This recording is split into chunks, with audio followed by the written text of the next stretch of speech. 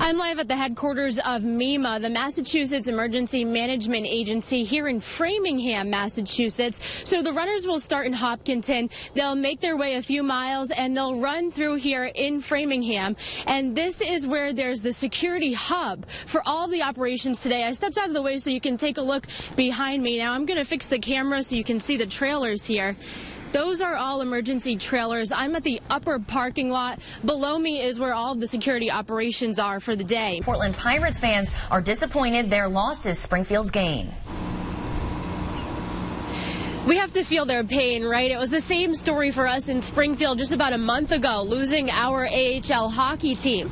Now, we're live in downtown Portland, Maine. This is about just over 3 hours from Springfield. We're live on Commercial Street, which is on the water and just a few blocks from where the Portland Pirates currently play. Our coverage of the New Hampshire primary begins now. I'm 22 News reporter Kait Walsh at St. Anselm College in Manchester, New Hampshire for the Republican presidential debate. It's the last debate before the New Hampshire primary on Tuesday. We wanted to talk about why people in Western Massachusetts should care about what happens in New Hampshire. So before we get into that, why do they pick St. Anselm College here in Manchester? It's kind of a quaint New England college for the debate. Kait Walsh joins us live from Manchester, New Hampshire. We're live overlooking the Manchester, New Hampshire skyline tonight, and the excitement is truly in the air. Everywhere you go, from coffee shops to gas stations, everyone is talking about the race for the White House. Democracy is so much closer here than anywhere else I've ever been. The next president of the United States, whoever it may be, is likely in New Hampshire trying to earn each vote. And as badly as the presidential candidates want to meet voters, the voters want to meet them. In fact, Howard Wooldridge flew from Texas to New Hampshire to do just that. And you can look them in the eye to eye, like I'm looking at you, and really form a better judgment because just the vibrations people put off. We can attest to that. I just want to beat your expectations. In just 10 minutes at the Media Hotel in downtown Manchester, we met Jeb Bush just as he passed Chris Christie in the lobby. And moments later, Carly Fiorina walked by, too busy to speak to us. I'm sorry, we're heading to the car. New Hampshire voters take pride in the fact they can really make the candidates work for each vote.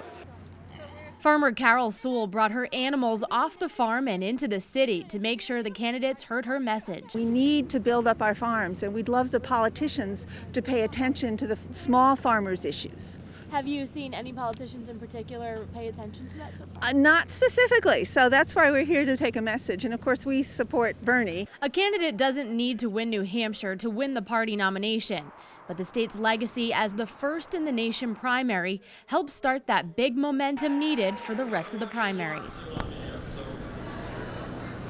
Voting actually begins in just a few hours. Traditionally, people in the very, very small community of Dixville Notch have the privilege of voting just after midnight tonight. And Ashley Afonso joins me live. We're live inside the Ward 5 polling center in Manchester, New Hampshire. We've been here throughout the day, and the line is still very long for people to vote with just hours left to do so now.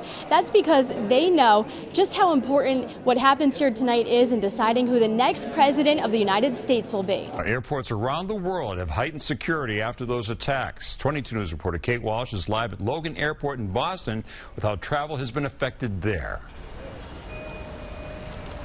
People from Western Massachusetts come here to Terminal E. This is the international terminal at Boston's Logan International Airport because they can take direct flights from here to Europe. We spoke with many travelers waiting around. They said they've been here for hours anticipating heightened security today after the attacks this morning, but they won't have to wait nearly as long as Antoinette Doman and her husband. They're trying to fly home to Brussels. They live about an hour away in the Netherlands, and she said had she not confused AM with PM, they would have flown on the red eye last night, landing in Brussels this morning minutes before the explosions. She said whenever she starts getting frustrated, their flight today was canceled. She remembers it could have been much worse at the Brussels airport.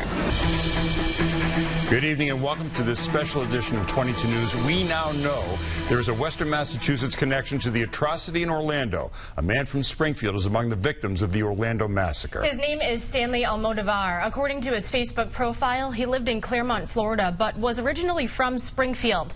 Almodovar is among the 50 killed and more than 50 wounded in this morning's mass shooting inside a gay nightclub in Orlando, Florida.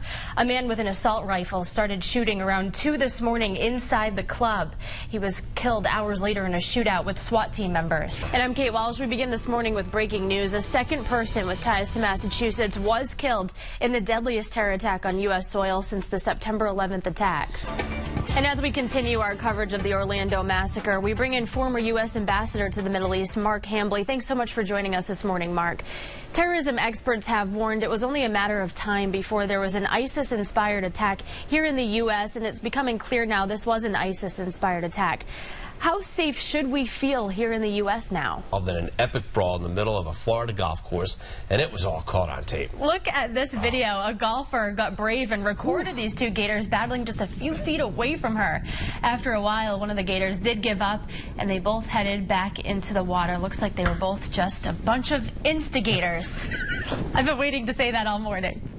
Did you investigate that? No, but Nick Bannon did. Oh, I'm sure he did. Hey guys, I got the Gulf forecast. And they match. Good morning. Welcome to 22's at 6:30. I'm Rich Teddemer. And I'm Kait Walsh. You think that was planned?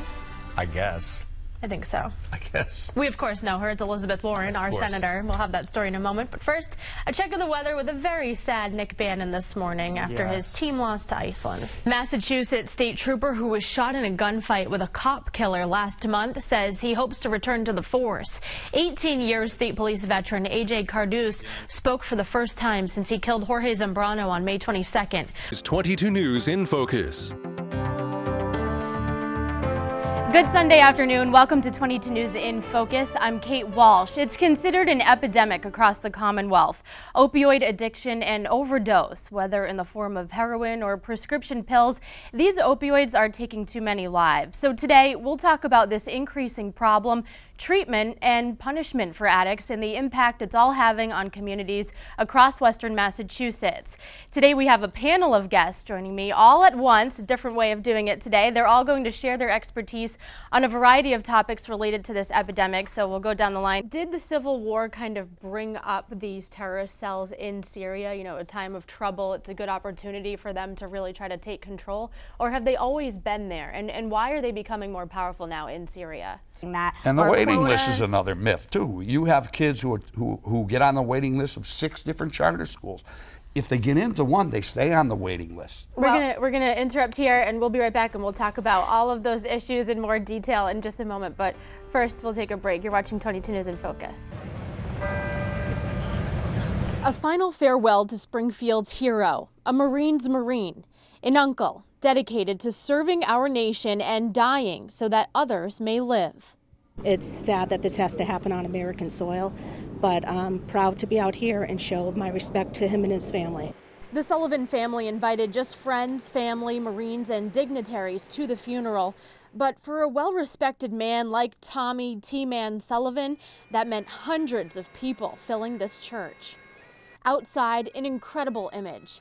A sea of American flags waving in the breeze, saluting Gunnery Sergeant Sullivan. Just as he carried Marines through wartime, earning him 2 Purple Hearts, Marines carried him one final time into the church as bagpipes played the Marine Corps hymn.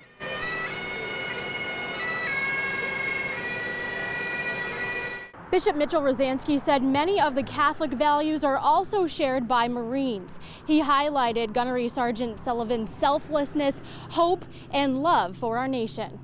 Selflessness truly emulates love in our world, and that is true strength.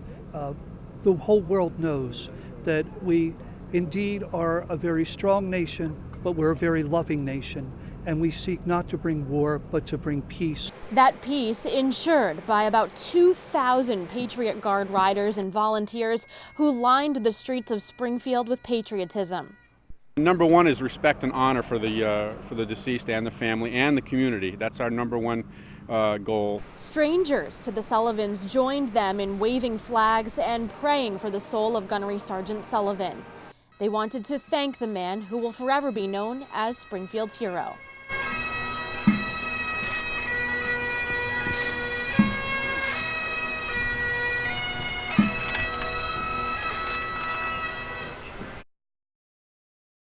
Believe me, I wasn't looking for trouble. The trouble came to me. Former Chicopee Mayor Michael Bissonnette says he's innocent of assault and battery on a police officer. Chicopee Police Lieutenant John Pronovost filed a complaint October 9th, nearly a month after the altercation with Bissonnette. This happened at Bellamy Middle School in Chicopee on primary day. 22 News showed Bissonnette the claims, which include cursing at the officer and refusing to remove a campaign sticker. I spoke with poll worker Linda Tangway, who witnessed the whole incident. She didn't want to be on camera, but said she did notice Bissonnette going very close to Lieutenant Pronovost's face. Bissonnette admits that, but denies bumping into the officer. So there is surveillance video of that day. It's going to be shown in court. You're confident it's exactly what you said?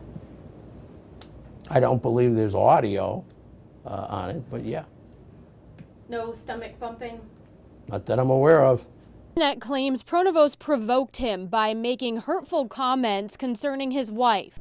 If it was another day in another place, and someone said that to me about my wife, there would have been an assault and battery. You can count on that. But I'm realizing I was being baited. I refrained. Chicopee police would not speak to 22 News about the incident pending the November 5th court date.